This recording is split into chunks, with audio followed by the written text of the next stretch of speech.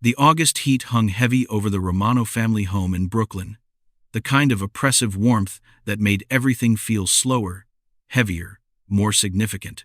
Gabriella Romano had been looking forward to this day for weeks, her 26th birthday celebration that her mother Nina had insisted on planning. She'd protested at first, feeling too old for elaborate birthday parties. But her mother had that particular tone in her voice that brooked no argument, the one that said family traditions mattered more than individual preferences. Gabriella pulled her car into the familiar driveway at precisely 6:30 in the evening, fashionably late as always. Clutching the boutique wine she'd picked up as a hostess gift. The house looked festive, with streamers visible through the front windows and the warm glow of what had to be at least 50 candles, creating an amber ambiance that spilled onto the front lawn. Her mother had outdone herself, clearly. Gabriella felt a twinge of guilt for her earlier reluctance and made a mental note to be extra gracious and appreciative throughout the evening.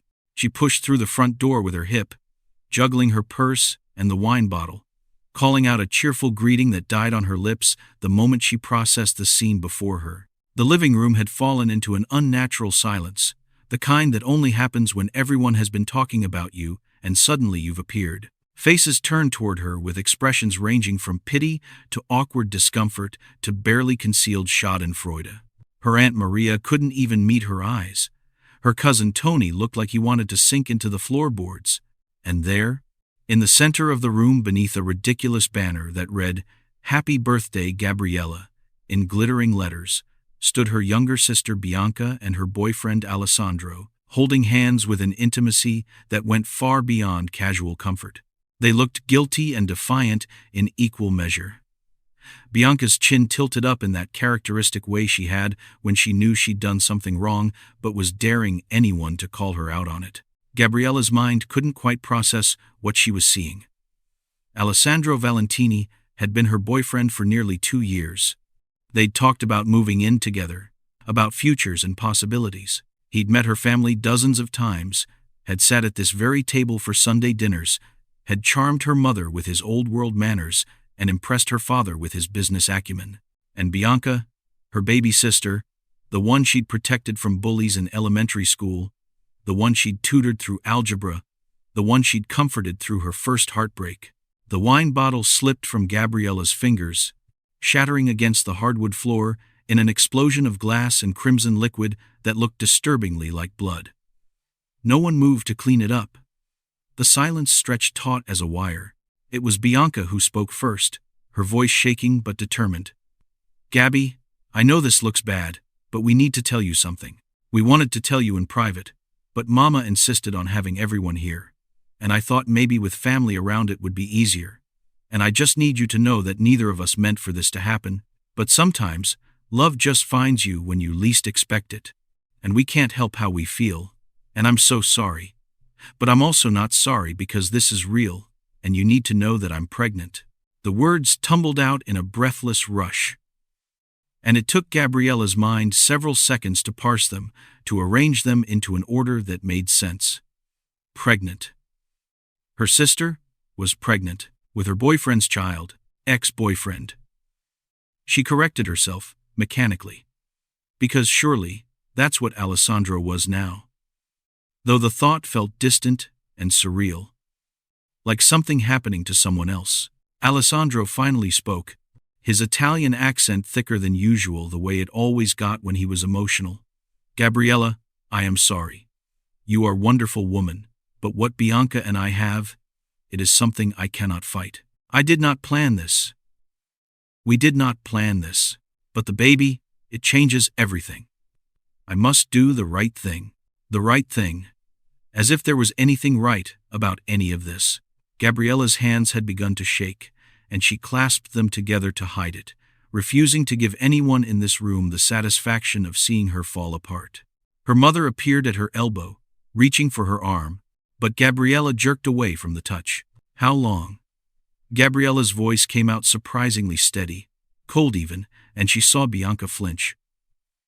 Bianca's eyes filled with tears, but Gabriella felt nothing but contempt for the display.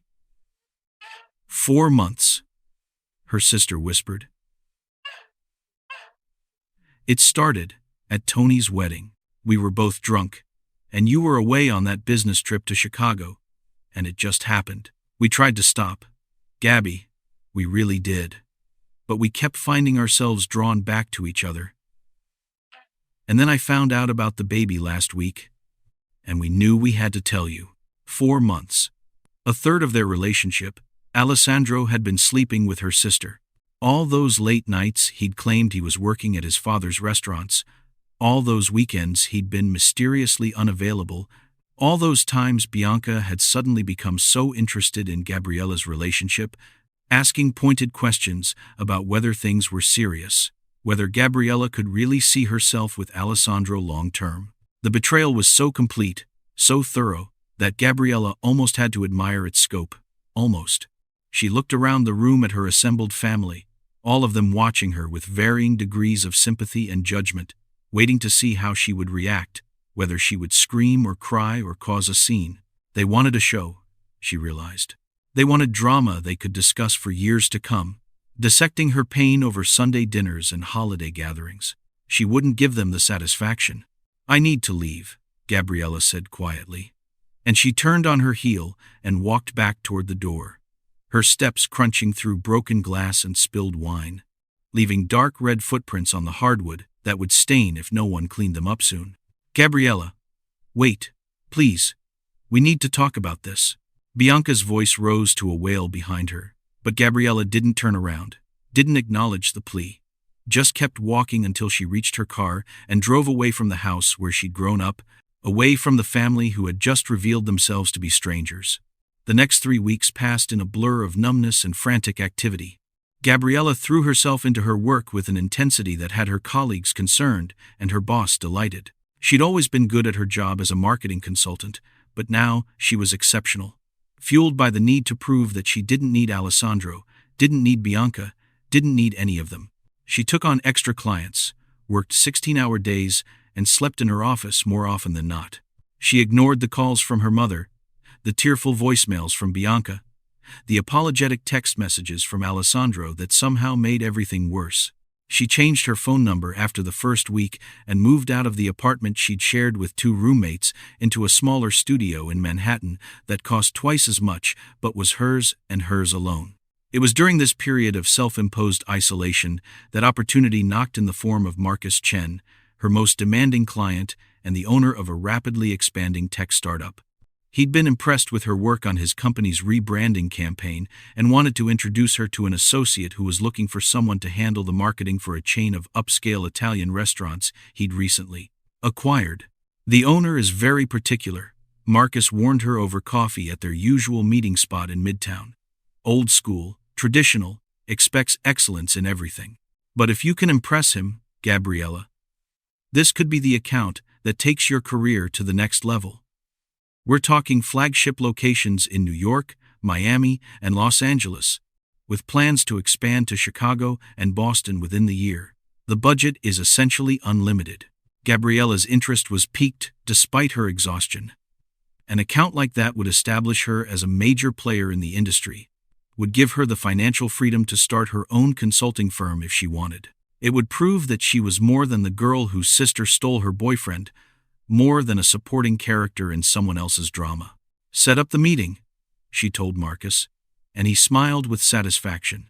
The meeting was scheduled for the following Tuesday evening at La Stella d'Oro, the flagship restaurant in the chain, located in a historic building in Little Italy that had been transformed into an elegant establishment that somehow managed to feel both exclusive and welcoming. Gabriella arrived 15 minutes early, as was her habit, and was immediately impressed by the attention to detail evident in every aspect of the restaurant's design. The lighting was warm and flattering, the music was sophisticated without being intrusive, and the scent of fresh bread and herbs was intoxicating. A hostess led her to a private dining room in the back, explaining that Mr. Valentini preferred to conduct business meetings in a more intimate setting. Gabriella's heart stuttered at the name, but she told herself it was a common Italian surname, that there was no reason to assume any connection to Alessandro. Italy was full of Valentinis. It was probably just a coincidence. She was reviewing her presentation materials when the door opened, and a man entered who made her breath catch for entirely different reasons than she'd expected. He was tall, perhaps 6'2", with broad shoulders that filled out his impeccably tailored charcoal suit. His hair was dark with distinguished silver at the temples, and his face bore the kind of weathered handsomeness that came from living a life of complexity and consequence. He had to be in his early 50s, Gabriella estimated, but he moved with the confidence and vitality of a much younger man. "Miss Romano," he said, his voice a deep baritone with an Italian accent that was more pronounced than Alessandro's, suggesting he'd spent more of his life in the old country. "I am Rocco Valentini. Thank you for meeting with me." He extended his hand, and when Gabriella shook it, she was struck by the warmth and strength of his grip, by the calluses that suggested he was a man who still worked with his hands despite his obvious wealth. His eyes were a startling dark brown, almost black in the dim lighting, and they studied her with an intensity that made her feel simultaneously exposed and intrigued. "The pleasure is mine, Mr. Valentini," she replied, surprised by how steady her voice sounded when her pulse was racing. "I've been looking forward to discussing your expansion plans." They sat, and a server appeared immediately with wine, water, and an assortment of appetizers that Rocco waved away with barely a glance. His focus remained entirely on Gabriella, which should have been unnerving but instead felt oddly flattering. "Marcus speaks very highly of your work," Rocco said, settling back in his chair with a glass of wine. "He tells me you transformed his company's entire market presence in less than 6 months. That you have an instinct for what people want before they know they want it." "Marcus is generous with his praise," Gabriella demurred, though she felt a flush of pride at the compliment. "But I do pride myself on understanding consumer psychology and cultural trends. In today's market, authenticity is currency. People want to feel connected to the brands they patronize, especially in the restaurant industry." "Authenticity," Rocco repeated, tasting the word. "Yes, this is important. Tell me, Miss Romano, what do you know about my restaurants?" Gabriella launched into the presentation she'd prepared, discussing the restaurant's current market position, their strengths and areas for improvement, her vision for a cohesive branding strategy that would honor the establishment's Italian heritage while appealing to modern American sensibilities. She talked about social media integration, influencer partnerships, community engagement, and experiential marketing. Rocco listened without interrupting, his expression thoughtful and engaged. When she finished, he was quiet for a long moment, and Gabriella felt the familiar anxiety of wondering whether she'd impressed him or disappointed him. "You have done your research," he said finally, "but you speak of my restaurants as businesses, as brands. I want to know what you feel when you are here. What does La Stella d'Oro mean to you, beyond demographics and market share?" The question caught Gabriella off guard. She looked around the room, at the warm lighting and carefully curated artwork, at the way the space managed to feel both elegant and comfortable. She thought about the smell of the kitchen, the sound of laughter drifting from the main dining room, the obvious care that had gone into every detail. "It feels like home," she said honestly.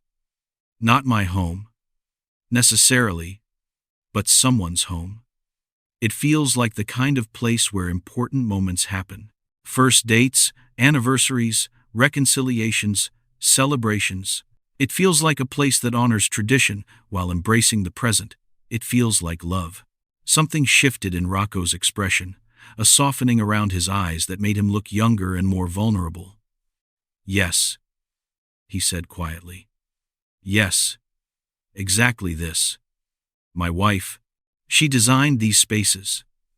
She understood that food is more than sustenance, that a restaurant is more than a business.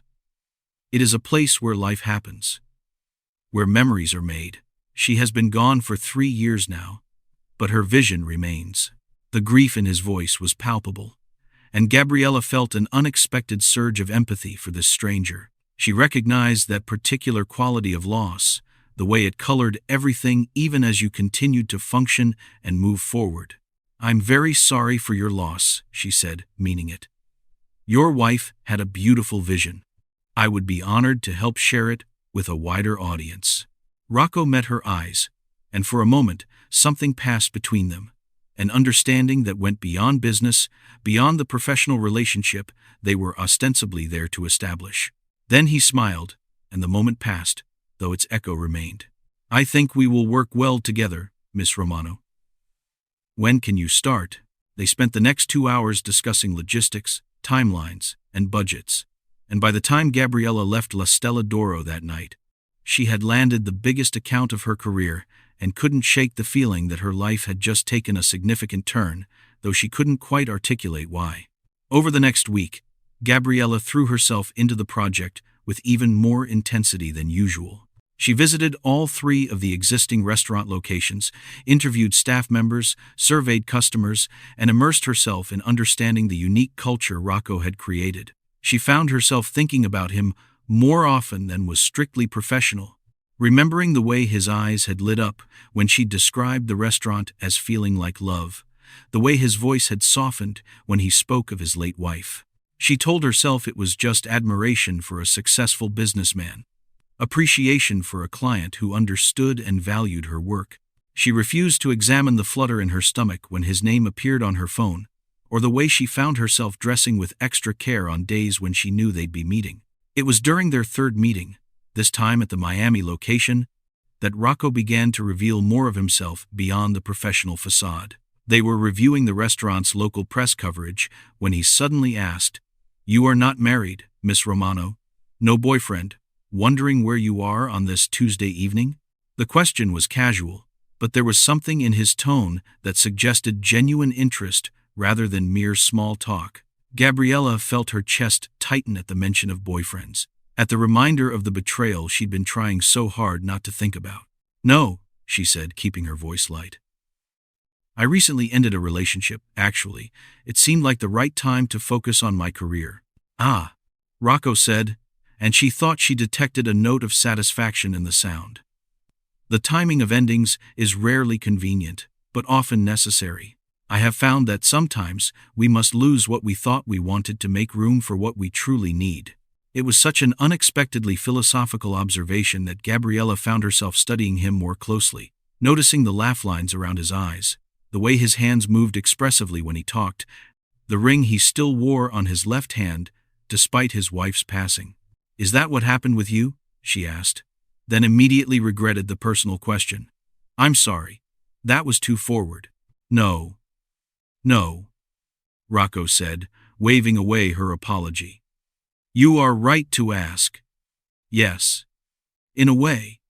When Lucia died, I thought my life was over. I thought I would never care about anything again, would simply go through the motions until it was my time to join her. But slowly, I have learned that honoring her memory means living, truly living, not just existing. She would not have wanted me to become a ghost." The vulnerability in his admission touched something deep in Gabriella's heart. Here was a man who had suffered tremendous loss and emerged with wisdom rather than bitterness, who spoke of his late wife with love rather than the possessive grief that tried to hold on to the past at the expense of the future. "She sounds like she was an extraordinary woman," Gabriella said softly. "She was," Rocco agreed. "But she is gone, and I am still here. And I am beginning to think that perhaps there are still extraordinary experiences waiting for me, if I am brave enough to reach for them." The way he looked at her when he said it made Gabriella's pulse quicken. She told herself she was imagining the implication that she was projecting her own unexpected attraction onto a professional relationship that needed to remain exactly that. But the electricity in the air between them was undeniable. And when their hands brushed accidentally as they both reached for the same document, neither of them pulled away immediately. The moment was interrupted by Rocco's phone ringing. He glanced at the screen and sighed. "I apologize, but I must take this. It is my son. He calls only when something is important." Gabriella's blood ran cold. Son. Of course, Rocco had a son. Of course he had a family. And the coincidence of the last name, which she'd convinced herself meant nothing, suddenly felt far more ominous. She watched Rocco's face as he answered the phone, saw his expression shift from warmth to confusion to something that looked like resignation. He spoke in rapid Italian, too fast for Gabriella to follow with her limited knowledge of the language. But she caught certain words. Fidanzata, incinta, famiglia, girlfriend, pregnant, family. No, it couldn't be. Rocco ended the call and looked at Gabriella with an expression she couldn't quite read. Miss Romano, I must ask you something, and I need you to be honest with me. Do you have a sister named Bianca? The world tilted sickeningly on its axis. Of course, Alessandro was Rocco's son. The Italian heritage, the restaurant business, the old-world manners that had so charmed her mother. It all made terrible, perfect sense. Yes, Gabriella whispered. And I'm guessing your son is named Alessandro. Rocco's face darkened with understanding and something that might have been regret. He has just informed me that he is bringing his fidanzata to meet me this weekend. He tells me she is pregnant with his child. He tells me her name is Bianca Romano, and that she has an older sister named Gabriella, who used to date him, but who has cut off all contact with the family. The professional distance they'd maintained shattered completely. They stared at each other across the table, both processing the implications of this revelation, both realizing that the connection they'd been developing was far more complicated than either had imagined. I didn't know, Gabriella said, her voice shaking. I swear to you, I had no idea Alessandro was your son. He never talked much about his family. Said his father was very private. I never even heard him mention your first name. And I did not know about you, Rocco said, his accent thickening with emotion. Alessandro keeps his personal life very separate from the family business. He did not mention dating anyone seriously. And now suddenly he appears with a pregnant girlfriend and speaks of marriage. They sat in heavy silence, the weight of coincidence and fate pressing down on them. Finally, Gabriella stood, gathering her materials with shaking hands. I should go, she said. This is too complicated. I'll refer you to one of my colleagues who can take over the account. I'm sorry, Mr. Valentini. I wish things were different. Wait. Rocco stood as well, moving around the table with surprising speed to catch her arm gently. Please, do not make a decision in haste. What Alessandro and your sister have done, it has nothing to do with the work we are doing together. Unless you are uncomfortable continuing, aren't you? Gabriella challenged. I'm the woman your son hurt. The one he cheated on with my own sister. Doesn't that make this impossibly awkward? What it makes it, Rocco said carefully, is complicated. But I am old enough to know that complicated does not always mean impossible. You are excellent at your work. Miss Romano, I do not want to lose your vision for my restaurants because of my son's poor choices. And perhaps, he hesitated, then continued, perhaps you should not have to give up an opportunity because of them either. They have taken enough from you, yes? He had a point. Why should she have to sacrifice the biggest account of her career because Alessandro couldn't keep his hands off her sister? Why should she be the one to walk away from something good when she'd done nothing wrong? I need to think about it, she said finally. This weekend, when Alessandro brings Bianca to meet you, it's going to be incredibly awkward if I'm still working with you. Then do not come to the meeting, Rocco said simply. Think about what you want, and know that whatever you decide, I will respect it. Gabriella nodded and left, her mind spinning with the impossibility of the situation. She spent the weekend in her studio apartment, ignoring calls from Marcus asking how the Miami trip had gone, trying to figure out what she wanted to do. The truth was, she didn't want to give up the account. She'd fallen in love with the vision of the restaurants, with the challenge of the work, with the satisfaction of creating something meaningful. And if she was being completely honest with herself, she'd also been drawn to Rocco in a way that went beyond professional admiration, which was insane. He was Alessandro's father. He was more than 25 years older than her. He was probably just being kind to her because he felt bad about what his son had done. Any attraction she felt was likely just her wounded ego seeking validation from a powerful, successful man who treated her with respect. But even as she told herself all the logical reasons why she should walk away, she kept remembering the way Rocco had looked at her when they discussed his late wife's vision, the way their conversation had flowed so naturally, the electricity she'd felt when their hands touched. She remembered the pain in his voice when he spoke of loss, the wisdom in his words about making room for what you truly need. On Monday morning, she called Rocco's office and informed his assistant that she would be continuing with the account.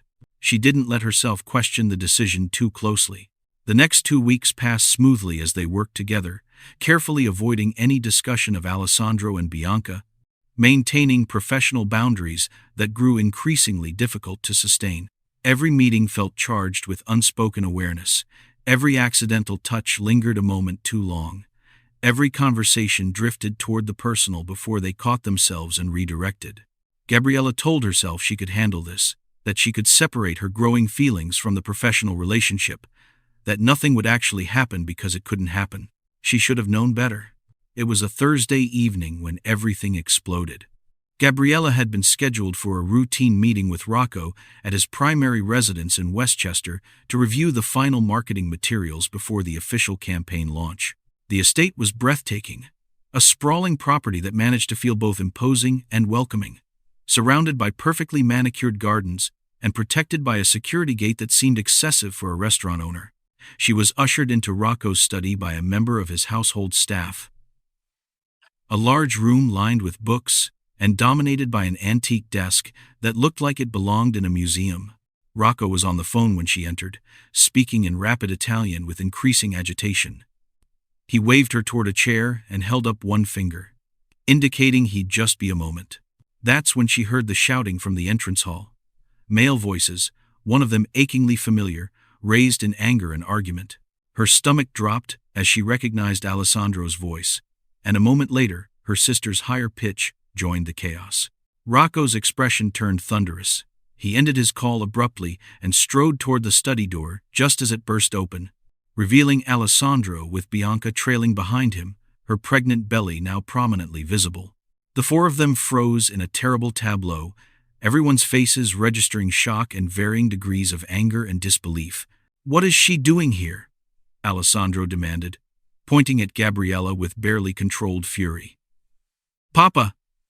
Tell me you are not working with her. Tell me. This is not happening. Mind your tone when you speak to me," Rocco said, his voice dropping to a dangerous quiet that was somehow more intimidating than shouting. "And yes, Miss Romano is consulting for the restaurants. She is exceptional at her work, which is more than I can say for your behavior." "This is insane."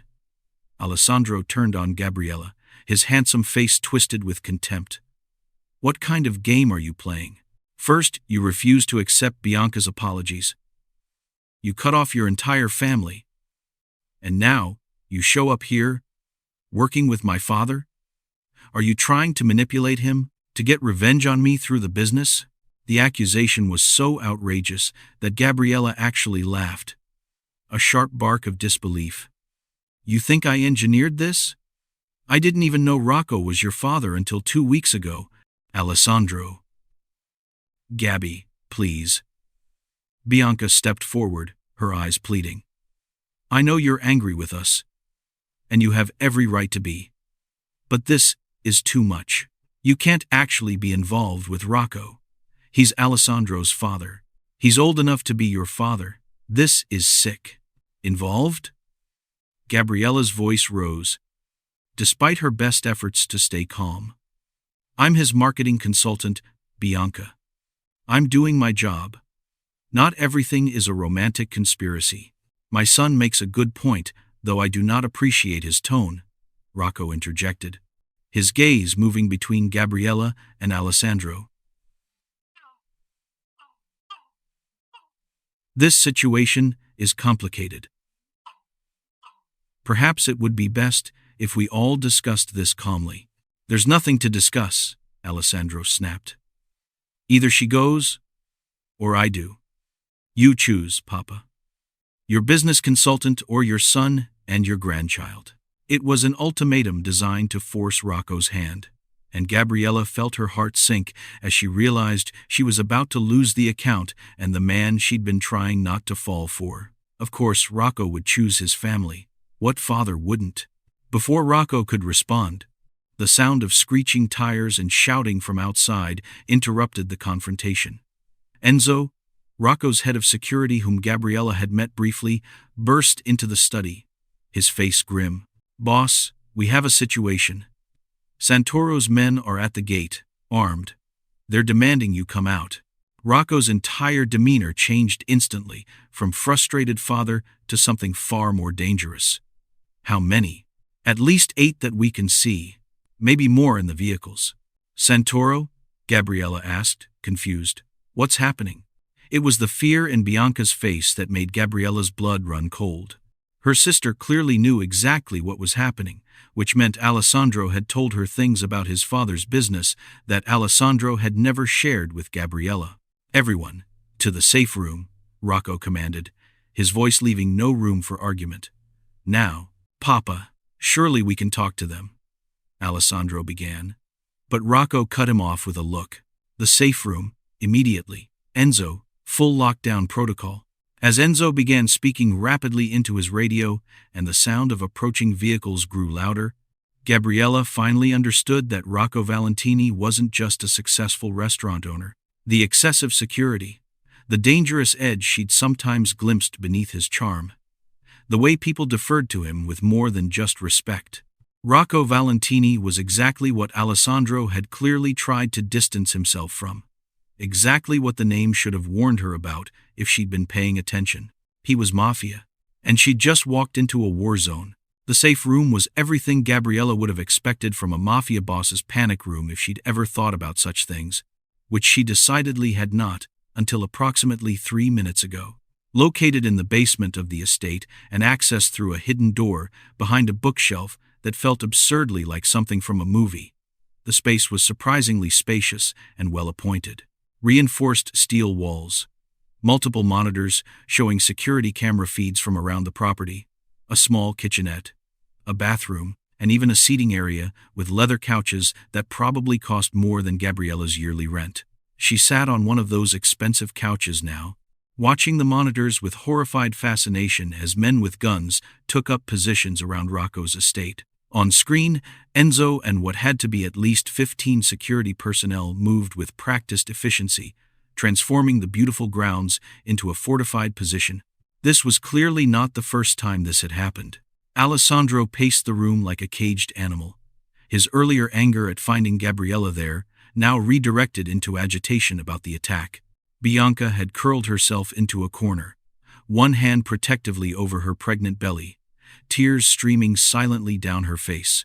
And Rocco stood at the monitors, his posture relaxed but his eyes sharp and assessing, speaking occasionally into a headset in Italian, too rapid for Gabriella to follow. The surreal nature of the situation made Gabriella want to laugh hysterically. Less than an hour ago, her biggest concern had been whether the new logo design properly captured the restaurant's aesthetic. Now she was trapped in a bunker, while armed men threatened violence outside. And she was processing the revelation that the man she'd been developing feelings for was involved in organized crime. "I don't understand," Gabriella said, breaking the tense silence. "Who is Santoro? Why is he attacking you?" Rocco turned from the monitors, and there was something in his expression that was both apologetic and resigned. "Marco Santoro runs a competing family. We have been at peace for many years, but recently he has been pushing into territories that were agreed to be neutral. This morning, I rejected his offer of a merger that would have given him control of several of my legitimate businesses." "Your legitimate businesses," Gabriella repeated, "as opposed to your illegitimate ones." "Gabriella, this is not the time," Alessandro snapped. But Rocco held up a hand. "No, she deserves honesty." "Yes, Miss Romano. I have business interests that exist outside the boundaries of legal enterprise. I have been working to transition everything to legitimate operations. But these things take time, and there are those who do not wish to see me succeed in moving away from the old ways." Because if you go legitimate, you take your resources and influence with you, Gabriella said slowly. Puzzle pieces falling into place. Santoro needs you to stay in the game, so he can either partner with you or eliminate you as competition. Rocco's eyebrows rose slightly. You are as intelligent as I suspected. Yes, exactly this. And now he escalates to violence, which suggests he is more desperate than I realized. On the monitors, the men at the gate were shouting something, and Rocco listened to whatever Ex.So was relaying through the headset. His jaw tightened. What do they want? Alessandro demanded. They want me to come out and discuss terms. Alone. Rocco's tone made it clear what he thought of that idea. You can't possibly be considering it, Gabriella said, surprised by the fear that lanced through her at the thought of Rocco walking into an obvious trap. I am not, Rocco assured her, and something warm flickered in his eyes at her concern. But I am curious about why Santoro chose this particular evening to make his move. How did he know you would all be here? How did he know the timing would catch us off guard? The question hung in the air, heavy with implication. Gabriella watched as Rocco's gaze moved assessingly over the three of them, and she saw the moment he reached whatever conclusion his analytical mind had drawn. His expression hardened as he looked at Alessandro. What did you tell Bianca about my schedule? About my security protocols? Alessandro's face flushed. Nothing. I would never compromise the family. But you told her something, Rocco pressed. You told her I was meeting with Miss Romano here tonight. Yes? Perhaps you mentioned it to others as well. In your anger about the situation? I may have mentioned it to a few people, Alessandro admitted reluctantly. Family friends. I was upset, Papa. I was venting about the situation. Family friends, who may have connections to Santoro, Rocco said wearily. Alessandro, when will you learn that in this life information is currency? Your loose tongue may have given Santoro exactly what he needed. The recrimination in Rocco's voice made Alessandro flinch, and despite everything, Gabriella felt a twinge of sympathy for him. He looked young suddenly, like a boy being scolded by his father, stripped of the sophisticated charm he usually wore like armor. Bianca's voice came from her corner, small and frightened. Is the baby going to be okay? Can they get to us here? The fear in her sister's voice triggered something protective in Gabriella that she'd thought Bianca's betrayal had killed. Regardless of what had happened between them, Bianca was still her little sister, and she was pregnant and terrified. Gabriella moved to sit beside Bianca, and after a moment's hesitation, put an arm around her shoulders. Bianca turned into the embrace, sobbing into Gabriella's shoulder the way she had when they were children and she'd had a nightmare. We're safe here, Gabriella said, looking to Rocco for confirmation. Right? Yes, Rocco said firmly.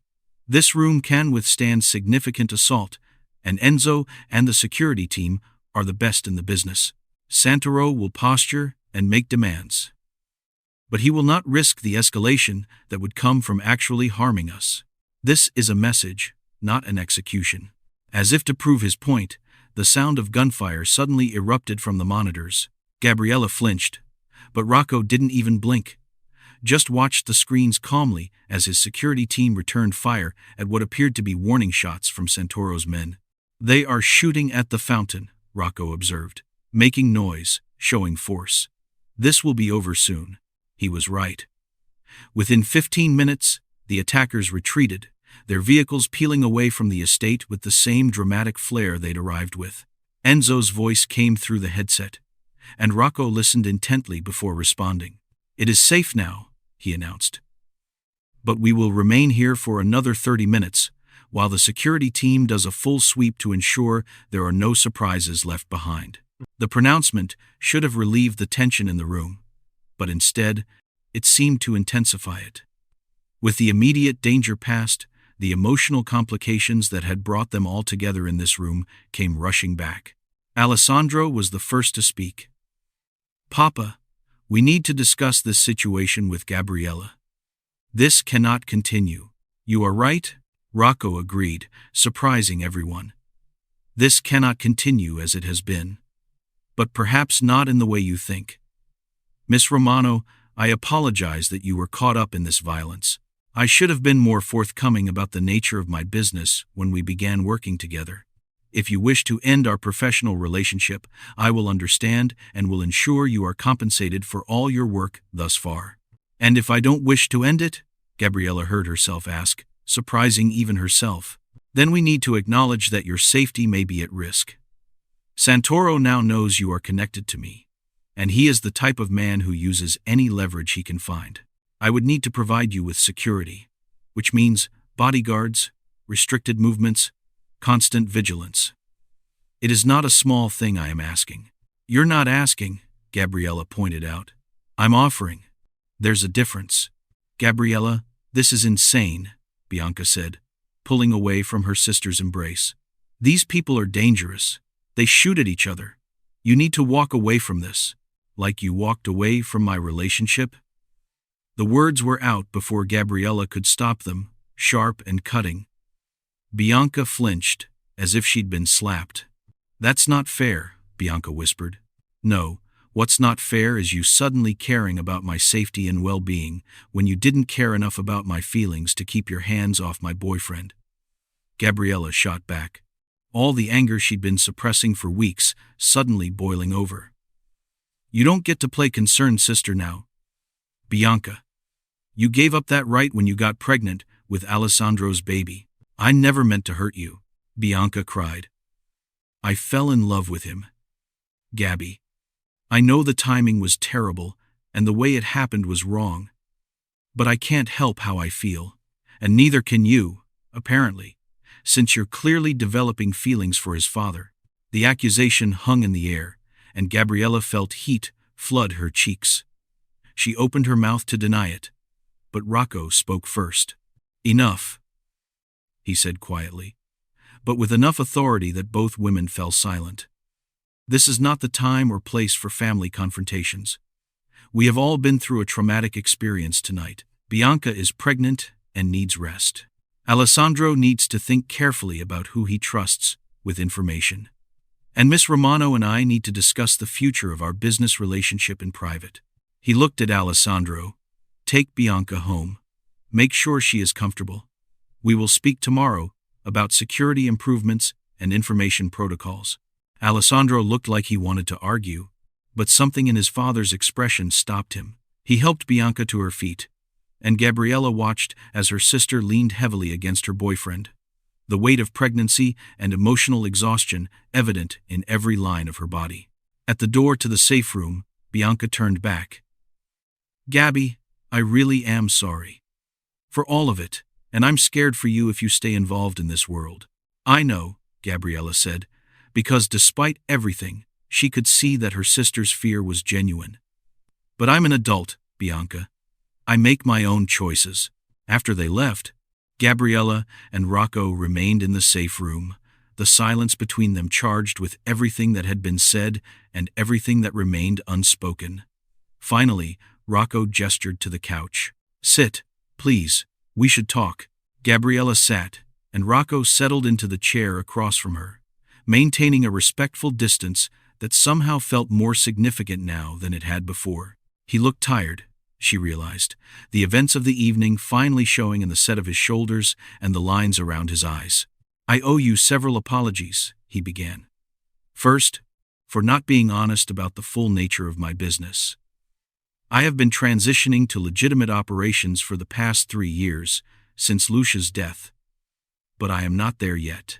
There are still connections, still obligations, still enemies, who see any change as weakness. Why did you start the transition? Gabriella asked. Because my wife asked me to. On her deathbed, she made me promise to find a way out, to build something that our children and grandchildren could be proud of without reservation. She wanted me to have a legacy beyond fear and violence. The restaurants, they were her dream. I am making them mine as well. The raw emotion in his voice made Gabriella's throat tight. That's why you care so much about getting the marketing right. It's not just about business success. It's about honoring her. Yes. And I thought I had found the perfect person to help me do that. Someone who understood instinctively what the restaurants meant, what they could become. But I should have told you the truth before you became so deeply involved. You deserve to make an informed choice.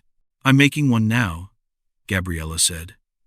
I want to continue working with you, but I need to understand what that means. What exactly am I getting myself into? Rocco leaned forward, his elbows on his knees, his hands clasped together. It means you may be followed sometimes. As a precaution. It means when we meet, it will often be at secure locations.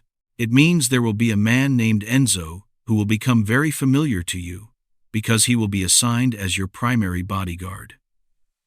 It means accepting that I am not just a restaurant owner, but a man with a complicated past and enemies who would use anyone close to me as leverage. Anyone close to you? Gabriella repeated. Is that what I am? The question was bold. Perhaps too bold. But the events of the evening had stripped away her patience for dancing around the obvious. The connection between them had been building for weeks, and pretending it was purely professional had become exhausting. Rocco held her gaze, and she saw the conflict in his dark eyes, the war between what he wanted and what he thought was right. You are becoming so, yes. Despite every reason why I should maintain distance, despite the complications with my son, despite the danger I represent, I find myself drawn to you in ways I have not felt since Lucia's death. But Gabriella, I am old enough to be your father. I am your ex-boyfriend's father. I am a man with blood on his hands and enemies at his gates. You should run from me, not toward me. I'm tired of running, Gabriella said. I've spent the last month running from my sister, from my family, from the pain of betrayal. I'm tired of letting other people's choices determine my path. I'm tired of doing what I should do instead of what I want to do. And what do you want to do? Rocco's voice had dropped to barely above a whisper. Gabriella stood and crossed the distance between them, her heart pounding so hard she was sure he could hear it. She stopped directly in front of him, close enough to touch but not quite touching, giving him the space to retreat if he wanted to. I want to see where this goes, she said. Whatever this is between us. I want to stop pretending it's just business when we both know it stopped being just business weeks ago. I want to take a chance on something that feels real, even if it's complicated, even if it's unconventional, even if everyone will judge us for it. Rocco stood slowly, bringing them even closer together, near enough that she could feel the heat radiating from his body, could smell the subtle spice of his cologne. His hand came up to cup her face, his thumb tracing her cheekbone with a tenderness that made her breath catch. You are remarkable, he said softly. Brave and brilliant, and far too good for a man like me. But I am not noble enough to push you away when you are offering me something I want very much. Then don't, Gabriella whispered. He kissed her then, and it was nothing like kissing Alessandro had been. Where Alessandro's kisses had been practiced and smooth, Rocco's was raw and genuine, conveying weeks of suppressed longing and the joy of finally giving in to what they both wanted. His other hand came to her waist, pulling her closer, and Gabriella wrapped her arms around his neck, losing herself in the sensation of being held by someone who made her feel both safe and wonderfully off balance. When they finally pulled apart, both breathing hard, Rocco rested his forehead against hers. This will not be easy, he warned. Alessandro will be angry. Your sister will judge. Society will have opinions. My world is dangerous. Are you certain this is what you want? I'm certain I want to try, Gabriella said. Isn't that enough for now? Yes, Rocco agreed, smiling in a way that transformed his entire face, making him look years younger and genuinely happy. Yes, that is enough for now. They stayed in the safe room for another hour, talking about everything and nothing, learning each other in ways that went beyond the professional conversations they'd had before. Rocco told her about growing up in Sicily, about meeting Lucia at a family wedding when he was 25 and she was 22, about the difficult balance between honoring tradition and seeking change. Gabriella told him about her childhood with Bianca, about the pain of betrayal, about her dreams for her career, and her fear of never being able to trust anyone again. You can trust me, Rocco said, taking her hand. I know my world makes that a difficult promise to believe. But I give you my word, Gabriella. I will not betray you the way they did. And looking into his eyes, seeing the sincerity there, Gabriella found that she believed him. When they finally emerged from the safe room, night had fully fallen. Enzo was waiting at the top of the stairs, and Gabriella was startled to realize several hours had passed since the attack. "Boss, the property is secure," Enzo reported. "No surprises found. Santoro's people did minimal damage, mostly cosmetic to the fountain and the front gate. I've doubled the security rotation for tonight." "Good," Rocco said. "Enzo, I'd like you to meet Miss Gabriella Romano. Starting tomorrow, she will be under our protection. I want you personally assigned as her primary security." Enzo's eyebrows rose slightly, but he nodded without question. "Of course, boss. Miss Romano, I'll need to brief you tomorrow on protocols and install some security upgrades at your residence." "I appreciate that," Gabriella said, though the reality of needing bodyguards was still sinking in. This was really happening. She was really doing this. Rocco insisted on having a driver take Gabriella home, with Enzo following in a second vehicle. The whole way back to her studio apartment, she replayed the evening in her mind, unable to quite believe the turns her life had taken. This morning, she'd been a marketing consultant, focused on her career. Tonight, she'd survived a mafia attack, confronted her sister and ex-boyfriend, and kissed a man who made her feel things she'd never felt before. Her phone had 17 missed calls from her mother, 12 from Bianca, and 3 from Alessandro. She ignored them all. The next week passed in a blur of new routines and adjustments. Enzo proved to be professional and surprisingly good company, explaining security protocols with patience and installing various safety measures in her apartment that made her feel like she was living in a spy movie. A second bodyguard, a woman named Sophia, who Enzo introduced as his most trusted colleague, was assigned for situations where having a male escort would be inappropriate. Gabriella continued her work on the restaurant marketing campaign, but now her meetings with Rocco took on a dual nature, both professional and personal. They were careful to maintain boundaries during business discussions, but the awareness between them was constant, and they began meeting for dinners that had nothing to do with work, where they could simply be Gabriella and Rocco, rather than consultant and client.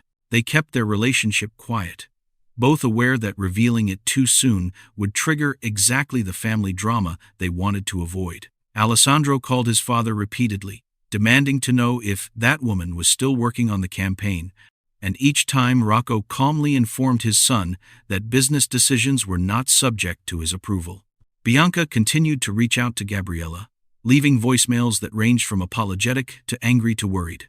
Gabriella listened to them but didn't respond, not ready to navigate that complicated relationship while trying to understand what she had with Rocco. It was Nina, their mother, who finally showed up at Gabriella's apartment 2 weeks after the safe room incident. Enzo intercepted her in the lobby, which led to a spectacular argument that Gabriella could hear from her 5th-floor window.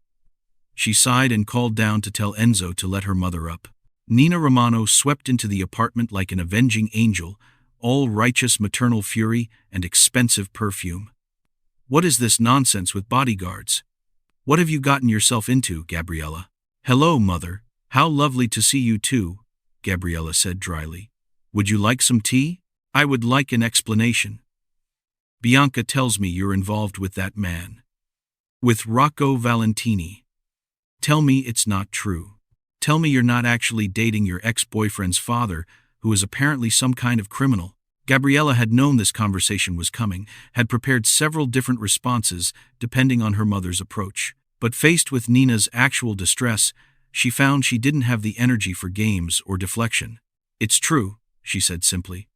"I'm seeing Rocco. And yes, he has connections to organized crime, though he's working to transition to completely legitimate business. And yes, it's complicated and unconventional and probably a terrible idea by any reasonable measure. But Mother, I care about him. He makes me feel valued and respected in ways I never felt with Alessandro. He's honest with me, protective of me, interested in me as a person rather than just as an accessory. So yes, it's true, and I'm not apologizing for it." Nina stared at her daughter for a long moment, then surprised Gabriella by sitting down heavily on the couch, all the fight seeming to drain out of her. Your sister is devastated. She thinks you're doing this to punish her. Of course she does, Gabriella said, settling into the chair across from her mother. Because Bianca has always thought everything was about her. But this has nothing to do with her or Alessandro. I met Rocco independently. I didn't know who he was. The connection developed naturally, and yes, the family relationship makes it complicated, but it's not why I'm with him. And the criminal aspect?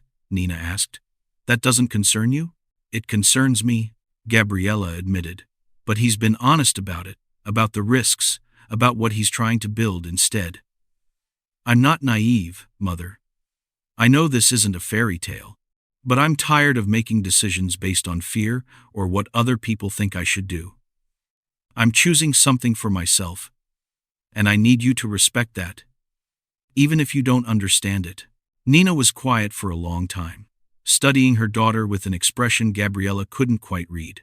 Finally, she sighed. You've always been stubborn. Even as a little girl. Once you made up your mind about something, there was no changing it. I suppose I should have expected you wouldn't let something like social convention or family drama stop you from pursuing what you want. Does that mean you're okay with this? Gabriella asked cautiously. It means I'm your mother, and I love you, and I'm going to worry about you constantly, Nina said. It means I think you're making this much harder than it needs to be, but I also recognize that your sister made her choices, and you're making yours. It means I'm going to reserve judgment on Rocco Valentini until I meet him properly and can assess for myself whether he's worthy of my daughter. It wasn't exactly a ringing endorsement, but it was more than Gabriella had expected. She crossed to the couch and hugged her mother, breathing in the familiar scent of her perfume and feeling, for the first time in weeks, like maybe her family wasn't completely fractured beyond repair. Thank you, she whispered. Don't thank me yet, Nina said. I expect you to bring him to Sunday dinner next week. If he's serious about you, he can face the Romano family inquisition. Gabriella laughed, despite herself. I'll ask him, but I should warn you. Sunday dinner with your family is probably more intimidating than facing rival mob bosses. As it should be, Nina said with satisfaction. After her mother left, Gabriella called Rocco to tell him about the invitation. He was quiet for a moment, then laughed.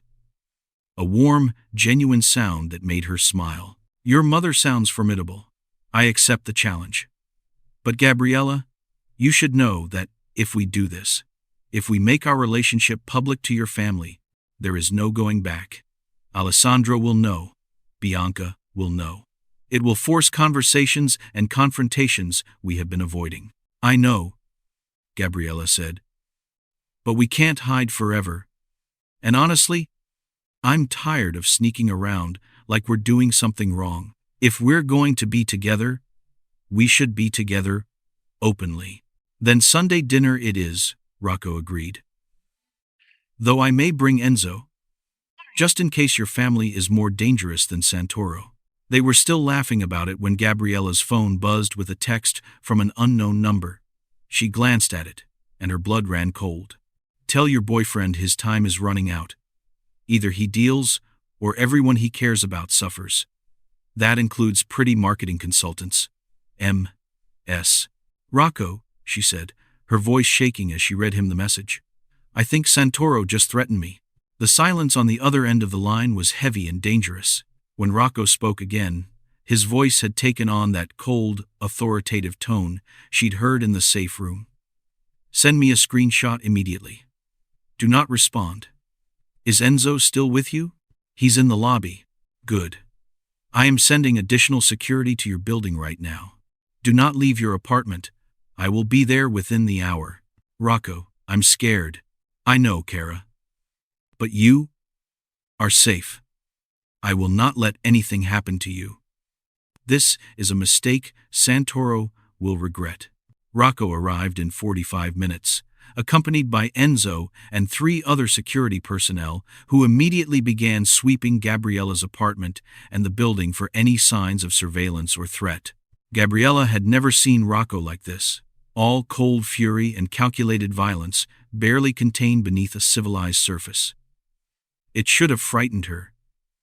Instead, she felt oddly protected, knowing that this dangerous man was directing all that intensity toward keeping her safe. "How did he get your private number?"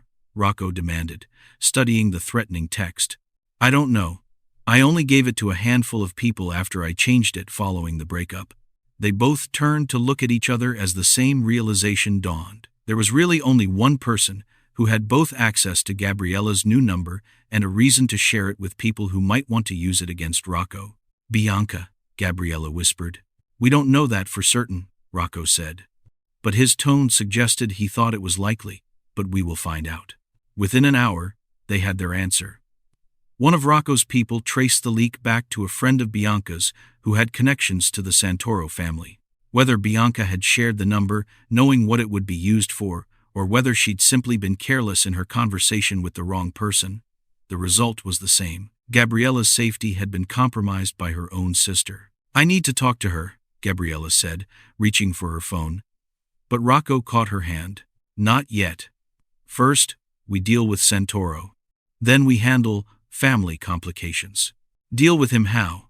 Gabriella asked, though part of her wasn't sure she wanted to know the answer. "By reminding him that threatening what is mine comes with consequences," Rocco said.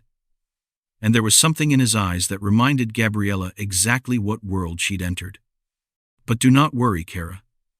I will handle this the civilized way." Mostly. Over the next few days, Gabriella learned exactly what the civilized way meant in Rocco's world. It involved meetings with various associates, phone calls conducted in rapid Italian, and a carefully orchestrated campaign of economic pressure that saw several of Santoro's business ventures suddenly facing regulatory scrutiny and financial difficulties. It was all perfectly legal, Rocco assured her, just strategic application of influence and resources. The message was clear: touch what belongs to Rocco Valentini, and suffer the consequences. It was also during this time that Gabriella saw the other side of Rocco's world, the legitimate businesses and charitable works he was building. He took her to a community center he funded in the Bronx, where kids from struggling families received free meals, tutoring, and after-school programs. He showed her the scholarship fund he'd established in Lucia's name, which sent dozens of students to college every year. He introduced her to the managers of his restaurants, who spoke of him with genuine respect and affection rather than fear. "This is who I am trying to become," he told her as they watched children play in the community center's courtyard. "This is Lucia's legacy and my future. The other world, the violence and territory disputes, I am walking away from it. But it is not an easy walk, and men like Santoro do not let go easily." "I understand," Gabriella said, taking his hand. "And I'm here. Whatever comes next, we'll face it together." That evening, as they sat in Rocco's study, reviewing security protocols and discussing the Sunday dinner with her family, Gabriella's phone rang. It was Bianca. Gabriella looked at Rocco, who nodded. She answered. "Gabby, please don't hang up," Bianca said immediately, her voice thick with tears. "I know you hate me, and you have every right to, but I need you to know that I didn't mean for Santoro to get your number. I was talking to Marina about the situation, about how worried I was about you being involved with Rocco, and I mentioned that you'd changed your number, and I was having trouble reaching you, and she asked what it was so she could try talking to you too, and I just gave it to her without thinking about who she knew or what she might do with it. I'm so sorry. I never wanted you to be in danger. I never wanted any of this." Gabriella closed her eyes, exhausted by the constant drama, by the revelations and betrayals that seemed to pile up endlessly. "You have to stop, Bianca. You have to stop making impulsive decisions without thinking about the consequences. You slept with my boyfriend without thinking about what it would do to our relationship. You shared my private number without thinking about who might use it. You insert yourself into situations without considering the impact. When are you going to grow up and take responsibility for your actions?" "I know," Bianca sobbed. "You're right. I've been selfish and thoughtless, and I've hurt you over and over. I don't know how to fix this, Gabby. I don't know how to make you forgive me. I don't know either, Gabriella admitted. But maybe that's something we can figure out eventually. Right now, I need you to stay out of my relationship with Rocco. I need you to stop talking about me to people you don't fully trust. I need you to focus on your own life and your own baby, and let me live mine. Okay, Bianca whispered. I can do that. And Gabby, I really do hope you're happy with him. Even if it's weird and complicated, you deserve to be happy. After she hung up, Gabriella sat quietly for a moment, processing the conversation. Rocco came to sit beside her, wrapping an arm around her shoulders. Family is complicated, he observed, but it is also precious. I hope someday you and your sister can find your way back to each other. Maybe, Gabriella said. But right now, I need to focus on the family I'm choosing, the one I'm building with you. Rocco kissed her temple. Speaking of which, we should probably discuss our strategy for Sunday dinner. Your mother sounds like a formidable opponent. She is, Gabriella agreed, smiling despite everything.